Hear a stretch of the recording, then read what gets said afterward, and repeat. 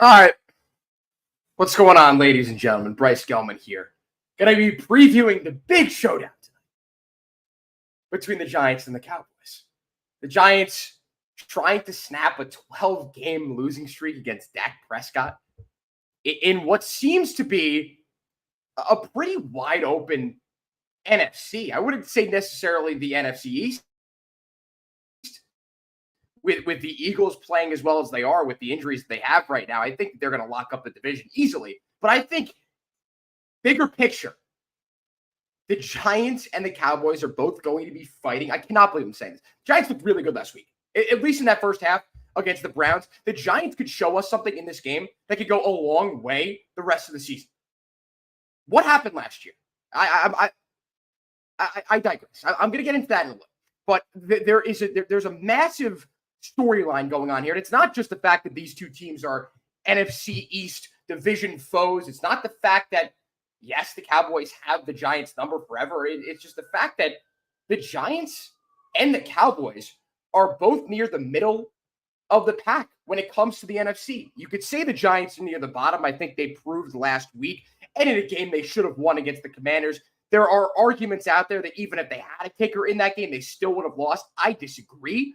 But the Giants could be 2-1. They should be 2-1 right now. They're 1-2. Okay, fine. They finally have a good matchup against the Cowboys. Not like in 2023, the start of the season, where everyone thought the Giants were going to be better than they actually were. The Cowboys were still a really good football team. The Cowboys do not look like the Dallas Cowboys right now. They simply do not. They got embarrassed 2 weeks ago against the Saints. Last week, they actually put up a good fight at the end of the game against the Ravens, and they still lost the game. But either way, the one calling card of the Dallas Cowboys over the last, let's say, 10 to 15 years has been an extremely solid offensive line. They still have some solid pieces on that offensive line. They are nowhere near what they used to be. They employ two rookies, their left tackle and their center. There is no better time for the Giants to wreak havoc with their front seven. They need Brian Burns to be Brian Burns. They need Kayvon Thibodeau to play a solid football game. Azeez Ojulari, can't say enough about how well he played last week for the Giants. If we could see an improvement week by week, and no injury, fingers crossed, knock on wood, from Azeez Ojulari, the Giants could have three solid pass rushers to employ whenever they'd like. Definitely an interesting prospect going forward. There is no reason why I think the Giants should lose this game. Do I think they will? I'll get into that a little bit later. We're also going to talk some best bets and just, overall general sentiment regarding this game. And, I'll be at the game. It's my first Giants game since COVID, I believe. It's like pre-COVID was the last time I was at MetLife Stadium to watch a Giants game. I'm going to be taking that jersey behind me, the Victor Cruz jersey out of retirement. The kid's extra large. Somehow it still fits me. I'll be wearing that tonight. The Cowboys are just not the Cowboys right now. They're not. They're simply not. Their defense, even Micah Parsons does not look like Micah Parsons. He is objectively terrible against the run. The Giants have better blockers, probably the best offensive line they've had over the 12 games in a row that they've lost to Dak Prescott. So there's a lot looking up. And they've got, of course, their number one receiver in Malik Nabers. The number one reason why the Giants probably will lose this game is their injuries at cornerback. They're not going to have a Dory Jackson. They're not going to have the standout rookie, Drew Phillips. Drew Phillips, who's been, I believe, the top-rated defensive rookie, according to PFF, over the course of this year. If you've watched Giants football, you understand why that's the case. They're going to be without him in the nickel, and they're going to be without Dory Jackson. So now, who could potentially step up for the Giants? And that's where it gets a little dicey.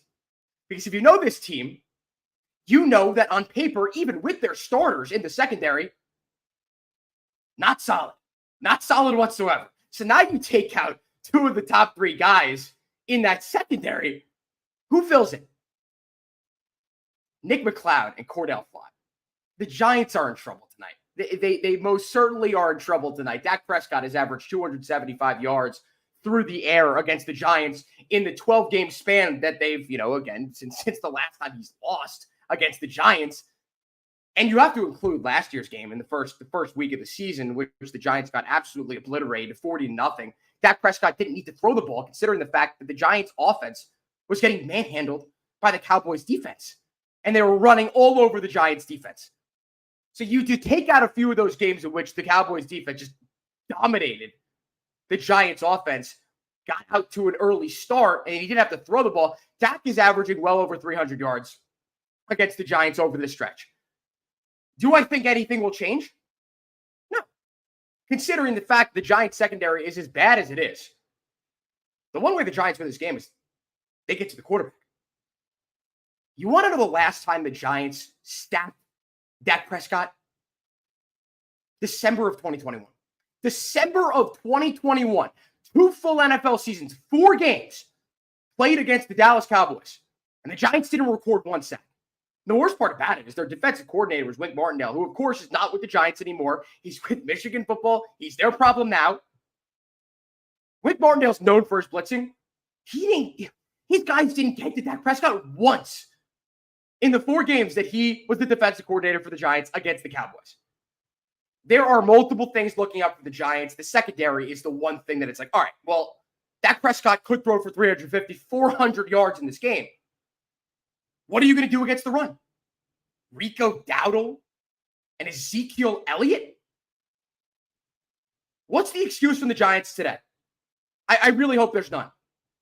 I hope they look a lot like they did against the Browns in terms of stopping the run. Jerome Ford is a better running back than both those guys. Easily. I mean, the bar is not high to clear when it comes to these Cowboys running backs. For whatever reason, they just decided not to go out and spend at the running back position. They let Tony Pollard go. They bring back Ezekiel Elliott. For whatever reason they did that, it's really beyond me. That's not, that's Sherry Jones, and he thinks he's God. He thinks he's the smartest man in the world, and that was an extremely stupid decision. Because now you're going to face a Giants team that could either play conservatively. I still think they get cooked. They're secondary, or they get blitzed every single time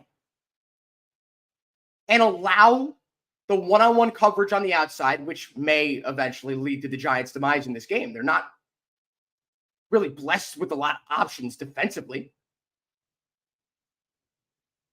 The Giants have been so bad for so long against Dak Prescott and the Cowboys. They're objectively terrible. And it's so frustrating to watch time and time again this Giants team get manhandled, specifically their offensive line. Micah Parsons has eaten against the Giants since he was drafted.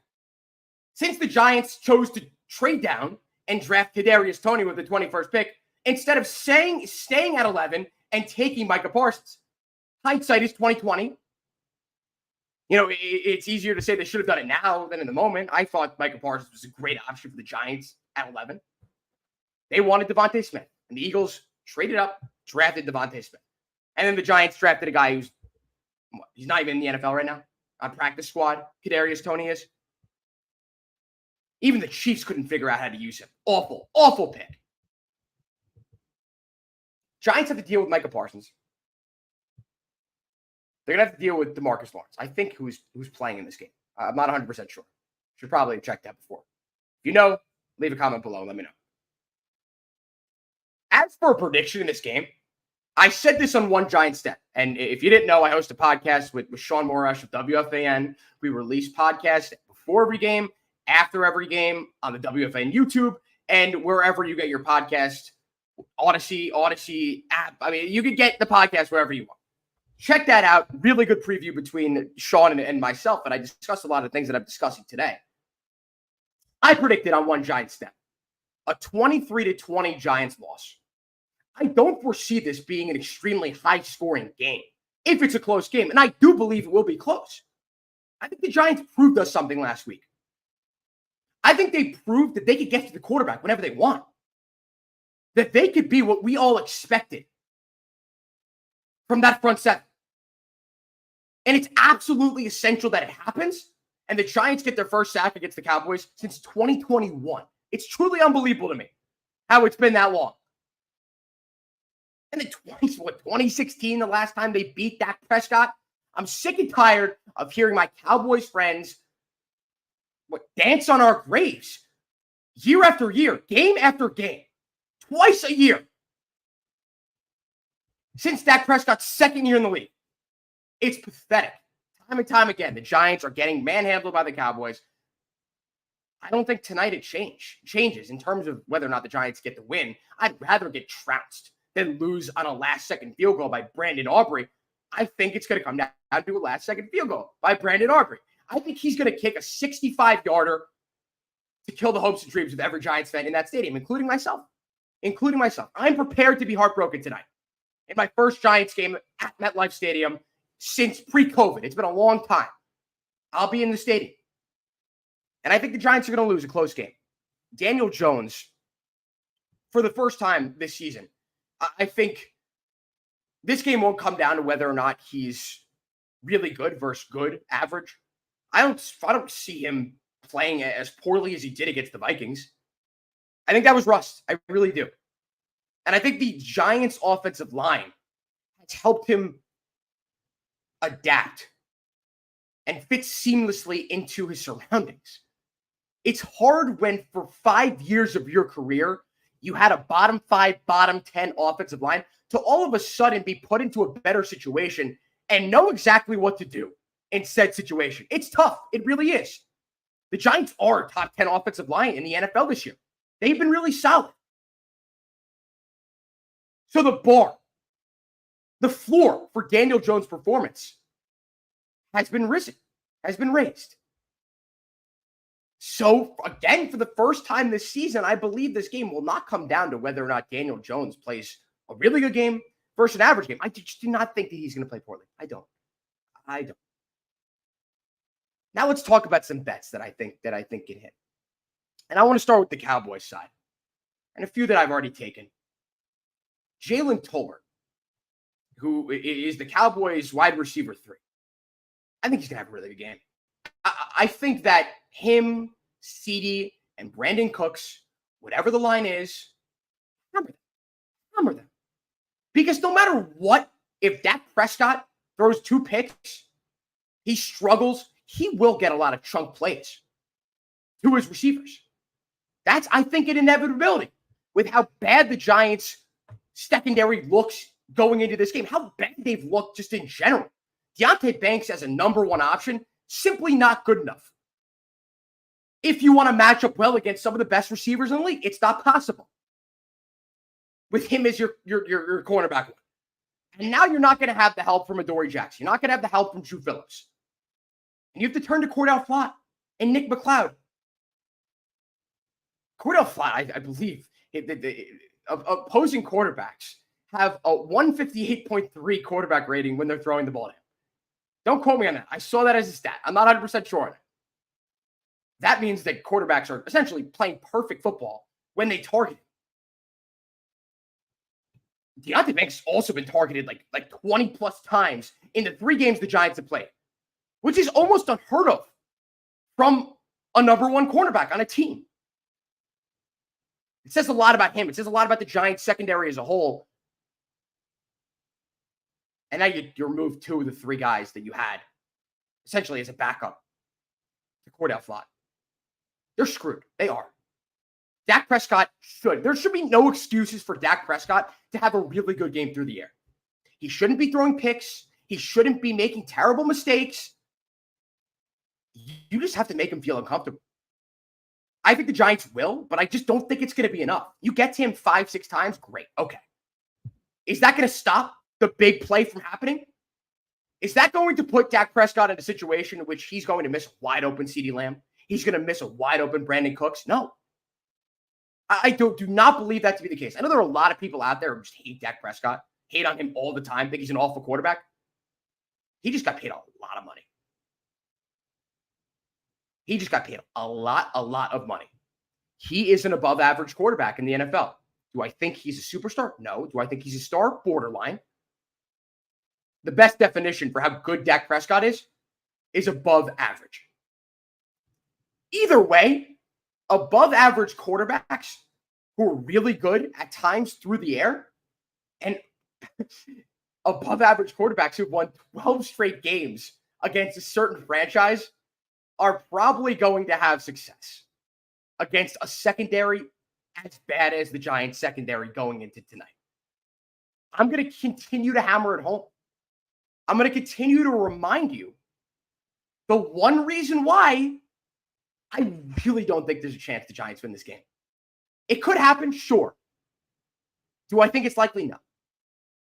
I also do think it's going to be close because of how good the Giants' front seven is. That's not saying much about the secondary. I think they're going to get home to Dak Prescott, as I've said multiple times.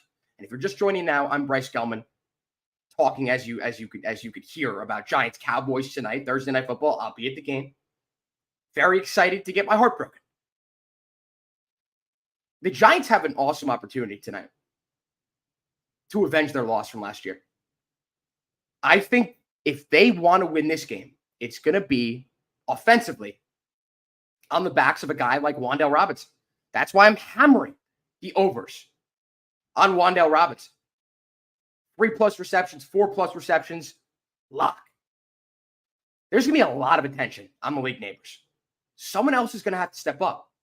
Daniel Jones and Wan'Dale Robinson have established a pretty solid rapport over the course of this season. Wan'Dale Robinson's averaging like 11.5 fantasy points. He gets a bunch of short receptions. He's the dink and dunk guy. When it's not Devin Singletary, when it's not Tyrone Tracy. It's Wan'Dale Robinson. That's why I am confident in Wan'Dale Robinson tonight. With his over receptions, especially, yards could be tricky. I've got him over 25 yards in a big parlay. And this is also the first time that I placed bets in months since last playoffs of the NFL. Actually, no, I bet NBA before the All-Star break. And then after, I'm like, all right, this is just not going well. So I'm back. I'm back on the duel. I have the positive money on FanDuel. And I'm telling you right now that I really like Wan'Dale Robinson. I chose him as my fantasy pick in fantasy versus reality on One Giant Step. I keep plugging it. If you don't know, I'm the host of One Giant Step with Sean Morash of WFAN. We post our podcast wherever you get your podcast, audio-wise, and on the WFAN YouTube if you want to watch our very beautiful faces, or at least mine. I think that Wan'Dale's going to eat. I think if you want to bet Malik Neighbors anytime touchdown, I support you in that. I still think they're going to feed him because they realistically have no other choice. As good as Wan'Dale Robinson has been as a second option, Malik Neighbors is one of the top 10 wide receivers in the league. I think you could objectively say that over the course of 3 games in his NFL career, which is just an insane thing to say. It really is. We can't take this for granted, how good he is. As much as I wish the Giants lost out the rest of the season and didn't play Tommy DeVito, it didn't allow him to win 3 straight games and get a top quarterback, Jaden Daniels, Caleb Williams. The Giants got a pretty good option with Malik Neighbors. They really did. I don't think you'll find anyone who follows the NFL, casual fans, hardcore fans, Jets fans, Cowboys fans, Eagles fans, who will disagree with you on that. So hammer Malik Neighbors. I wouldn't take him over 70 yards. There's a chance the Cowboys shut him down. I am not a Trayvon Diggs fan. I think he's an interception merchant. I think he's going to have an extremely difficult time covering Malik Neighbors. But you know what the Cowboys can do very easily? Just double the guy.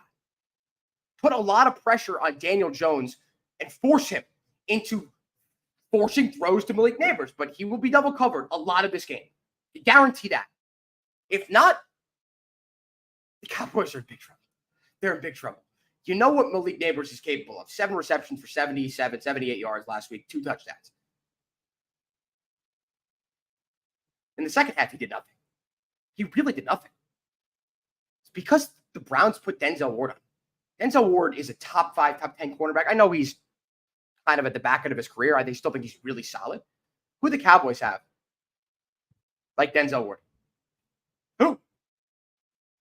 And I just do not want to hear the Diggs argument that he's a top 5, top 10 cornerback in the NFL. He's not. He really isn't. not great in man coverage, not great in zone coverage. He's got a great eye for the ball. He's a great ball hawk, probably the best ball hawk in the NFL. DaRon Bland could be second. DaRon Bland is out. Daniel Jones just needs to be safe. Find your open guys like Wan'Dale Robinson, the crossing routes over the middle. Let Malik Neighbors cook. Continue to feed him the ball. But I said it. I really, really like Wan'Dale Robinson props in this game. Sean Morash discussed it on One Giant Step. He said he really liked Tyrone Tracy props. I can't find them anywhere. That's unfortunate because I would have hammered that, and then Venmo requested him if I lost. But if you could find Tyrone Tracy lines, take them. Devin Singletary was fed last week on the short week, short turnaround. The Giants will look to involve Tyrone Tracy. Undoubtedly, they will. Tyrone Tracy is a really solid option, too. Devin Singletary in his career, over the course of his career, has never really been the workhorse back. He's always been in somewhat of a committee. There you go. Tyrone Tracy. If you could find his lines, take them. Let me know, too. Please, tweet at me. If you could find Tyrone Tracy prop bets, I can't find them anywhere. I don't know where to look. I really don't. So let's sum this all up. I'm Bryce Gelman. If you're just joining now, Giants, Cowboys tonight, Thursday Night Football. Giants' first primetime game. Very exciting stuff. Very glad that I'm going to be able to watch it in person, not have to listen to Al Michaels, who should have retired 5 years ago, on the broadcast with Kirk Herbstreit tonight. Awful. The Giants win this game. Their only chance of winning this game is if they get to Dak Prescott 6, 7, 8 times. If they look as good, their front seven looks as good as it did against the Browns, they could win this game. I'm not saying they will. The Giants could still do that. And they could still get burnt time and time again because of how bad their secondary will be going into this game. We've talked about it plenty of times over the course of this little live stream here. The Giants are going to be without 2 of their top 3 cornerbacks. You could make the argument that they're the Giants' 2 best cornerbacks. I have zero trust in Deonte Banks. Deonte Banks, I don't know. I really don't. Cordell Flott's going to be on CeeDee Lamb in the slot the majority of this game. That should tell you all you need to know about the possibilities floating through Dak Prescott's head at this moment of how he could win this game for his team. So the Giants, number one thing to do, get to the quarterback. Okay, now offensively, what do the Giants do? Keep Daniel Jones upright in the pocket. Don't allow him to get sacked. Continue to look as solid and as connected as you have looked over the course of the season. There's one constant this season thus far. It's the offensive line. It has. And I guess Malik Neighbors by extension. The offensive line has been the one thing this year. Defensive line just didn't show up in the game against the Vikings. Two constants. Offensive line and Dexter Lawrence, who is death taxes Dexter Lawrence.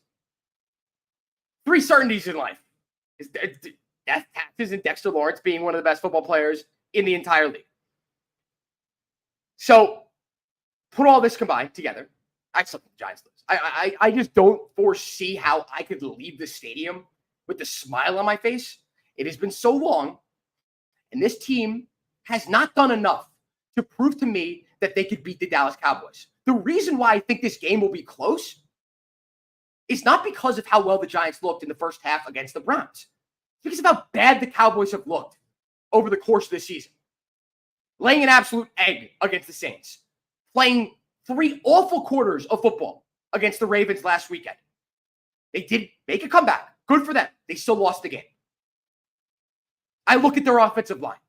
I look at the 2 rookies on their offensive line at left tackle and center. That's why I think the Giants have a chance in this game. I really don't think they're going to prevail. I just don't. And this could be me speaking from my heart. But I've not seen a lot of people out there, experts, analysts, Giants fans, predict the Giants to win this game. I think the memory of these last 12 games, specifically the 40-0 blowout loss at the start of last season, it burns fresh in our minds. And I think each of us is not going to go out there and predict the Giants to win when we haven't seen it against the Cowboys in a very long time. That is why I'm picking the Cowboys to win this game. I just think it's going to be closer than a lot of other people think it is going to be because of how bad the Cowboys are. But don't get me wrong, this could be a blowout for the Cowboys. Do you think the Giants have any chance to blow the Cowboys? No, absolutely not. No. I hope and pray for an easy Giants win. Do we realistically think that is going to be the case? No, absolutely not. It's not going to happen. Again, I hope it does, but it won't. It won't. And I'll be at the game. So if you're watching this right now and you have no idea who I am, hit me up on Twitter.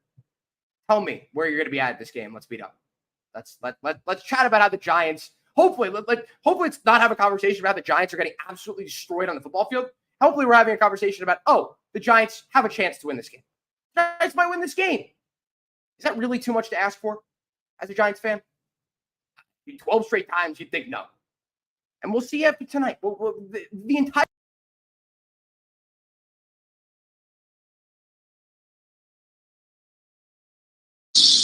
and my mic gets disconnected. All right, we're back. We're back. If the Giants win this game, everything changes. Everything changes. You're going to see a lot of mainstream media acknowledge the Giants, give them credit, and absolutely hate on the Dallas Cowboys. It's going to be a lot worse for the Cowboys than it will be great for the Giants. The Giants win this game. Do I see it happening? No, I don't. But that'll do it. That'll do it for my little preview here. Again, if you missed it, One Giant Step, myself, Sean Morash of WFAN, wherever you get your podcasts, and also on the WFAN YouTube page, if you'd like to check that out. 2 episodes a week of Giants content. You like what I had to say today?